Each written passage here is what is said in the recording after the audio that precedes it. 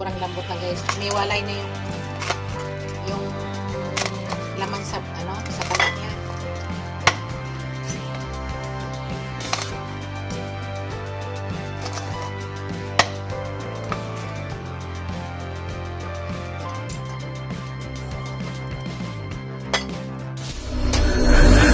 Hello guys! Welcome back to my channel, Bake Cuisine!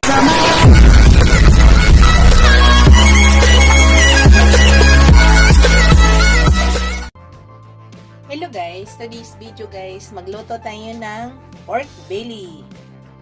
Yan po yung ating pork belly guys. Yan.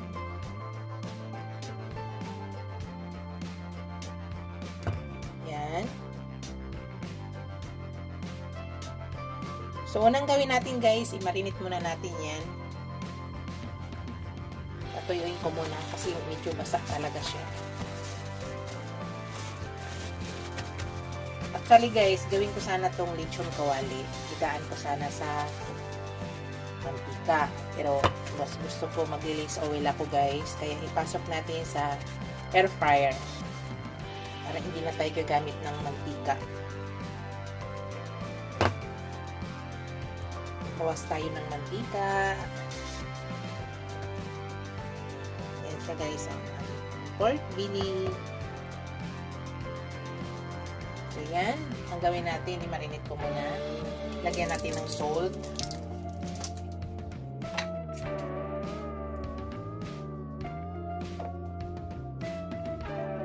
I-massage lang natin ng salt yan.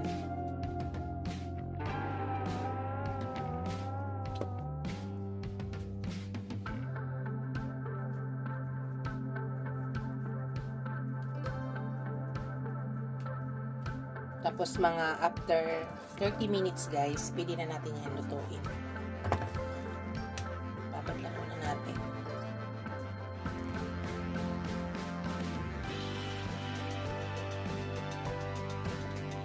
Tapos, lalagyan ko siya guys ng onion powder at saka garlic powder. Ito onion powder. Itong nilalagay natin sa onion.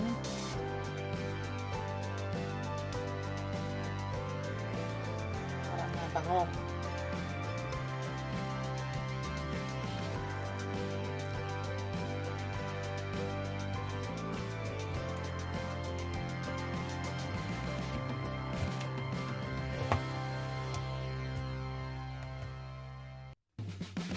Tapos lagyan natin ng garlic.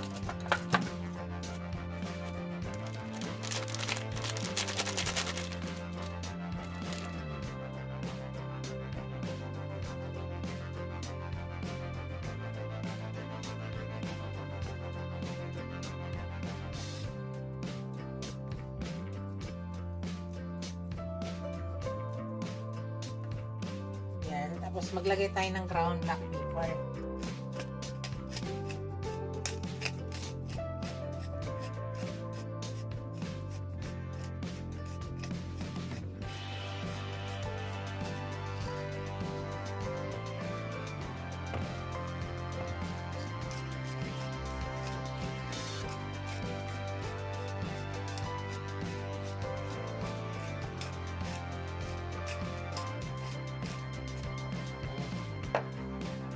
Tapos dito guys, para magkulay lang o maganda lang yung kulay mamaya sa pagluto natin. Lalagyan ko yan ng kunting tuyo.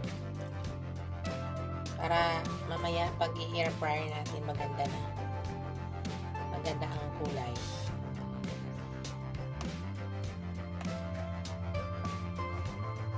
Kunti lang. Para magkulay lang siya.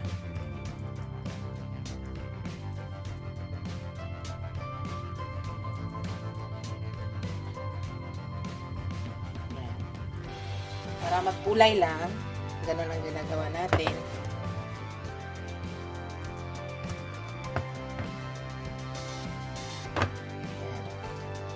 Tapos hintayin natin guys. After 30 minutes, pwede na natin lutuin. Ganun lang muna. Pakita ko mamaya sa inyo guys. Pasok na natin guys. So, Ingat lang kasi pinainit na to namin. So, kasya ko na lang kung magkasya to. So, parang tagilid mo na yung isa. So, yan. Nakita nyo yan guys, binutas-butas ko para pumasok kasi naka-frozen pa yan guys, hindi pa masyado malambot. Yan. So, dito guys, naka 180 ano tayo? Yung temperature niya 180. Tapos dito ilagay natin sa 22 yung timer. Ay, madulas ang kamay ko. Wait lang. 22 natin lagay.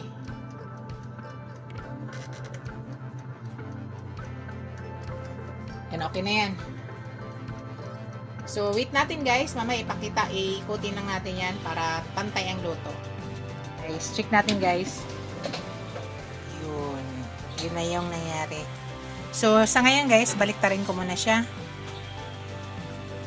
Baliktarin muna natin yan. O, baliktad lang yan guys, para magpantay ang luto natin. Yan guys, nabaliktad na natin. So, tusukin natin guys. Para pumasok agad sa ano niya, yung inside niya, yung luto.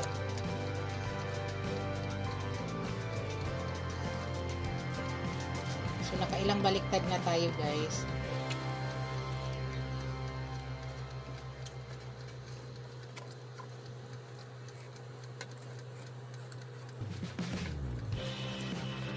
Pag binaliktad na naman sa kabilang portion, tusukin na naman natin. Yun lang yung process guys. Pasok ulit natin. Yan, mamaya. Awin na ulit. Hello guys. Yan, luto na siya guys. Yan, okay na siya.